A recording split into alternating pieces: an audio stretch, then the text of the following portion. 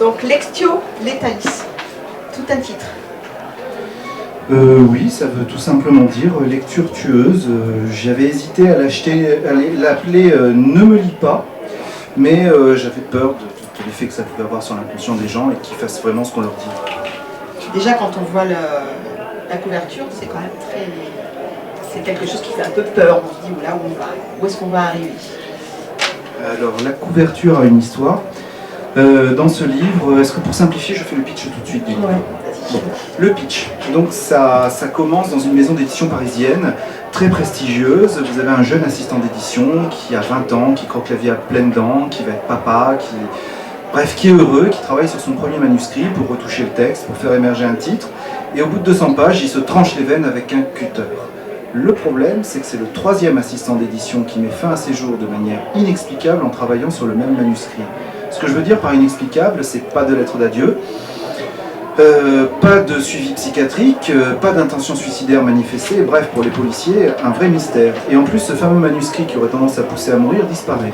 Au même moment, vous avez en banlieue bordelaise, là où je travaille, un policier un peu borderline, comme moi dans la vie, qui se retrouve à enquêter sur une enquête vraiment, vraiment bizarre, à savoir une jeune femme, de surcroît une fugitive, on n'arrive pas à mettre la main dessus, qui est suspectée d'avoir tué son ancien psychiatre avec un rapace dressé.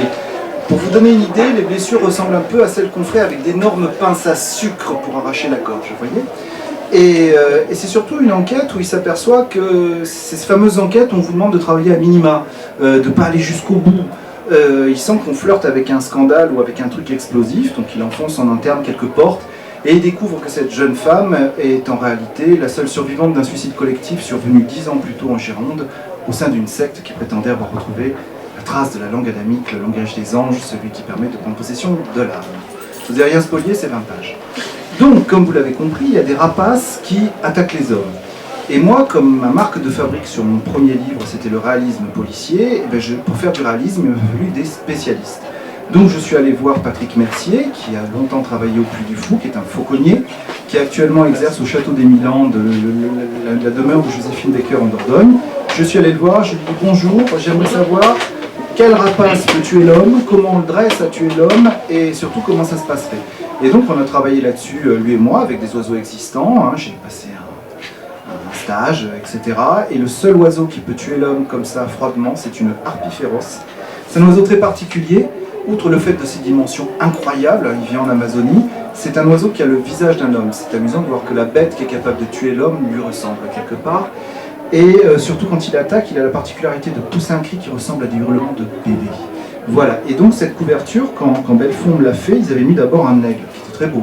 Mais quand je me suis retourné et que j'ai regardé sur le projecteur la couverture, je sais pas, il y avait 40, 50 commerciaux devant moi, attachés de presse tout le bazar, et je leur ai dit c'est pas possible.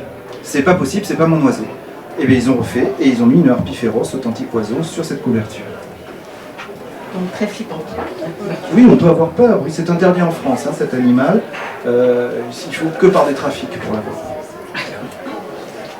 Flippante, mais c'est une vraie, très belle couverture, moi je trouve. Oui, je suis d'accord avec vous. J'ai beaucoup aimé. Comme je leur ai dit, ce sera compliqué pour le prochain de faire aussi bien. Alors j'écris pour leur donner des idées.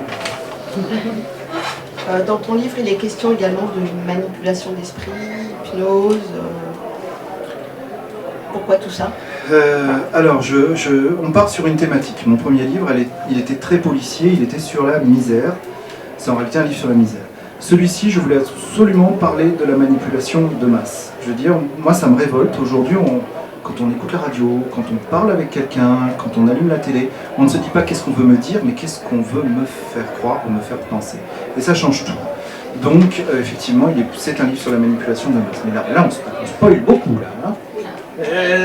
On va s'arrêter là pour l'instant. Alors sans spoiler, moi je veux quand même savoir, comme il s'agit d'aide de l'hypnose, je voulais savoir comment tu t'étais renseigné sur ça.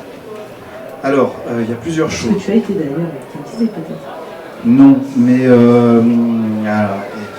disons que j'ai travaillé l'hypnose parce qu'à une époque, alors que j'étais à Paris, que je commandais la bac du 7e, j'avais un super kiff, c'est intégrer la cellule négociation du RAID à Bièvre.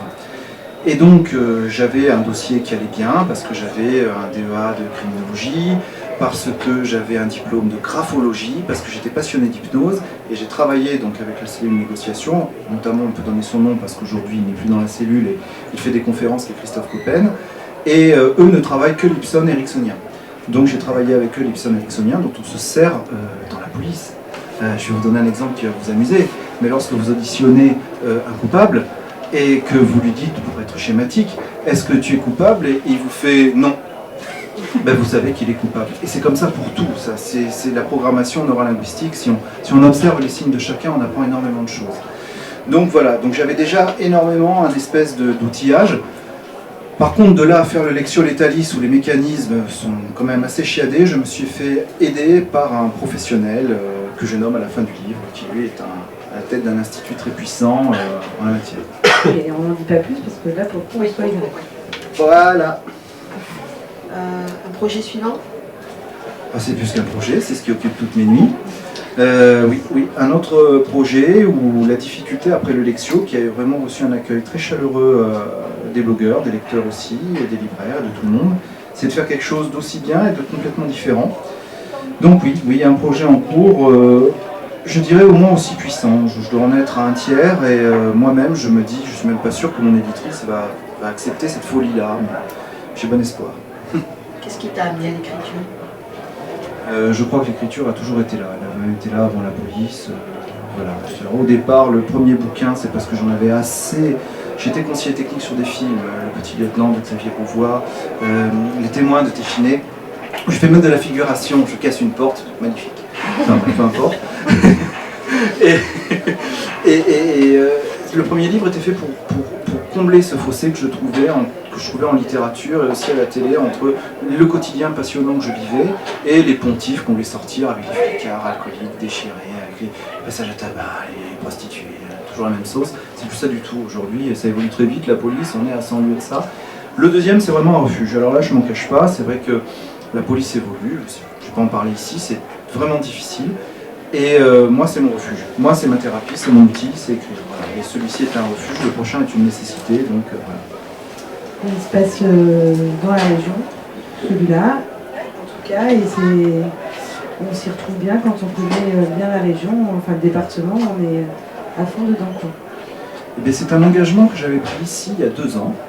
Moi, j'étais, comme vous le connaissez, complètement fou. J'étais très heureux d'être avec Jean Mestras. Je ne sais pas ce qui m'a pris en interview de dire « Mon prochain se passera en Gironde et il finira avec Jean Mestras. » Hop, voilà, c'est fait. Quand je dis, je fais. C'est comment? Voilà, donc oui. Et puis c'est vrai que ma première maison d'édition était une petite maison d'édition, peu recommandable, de toute façon elle n'existe plus.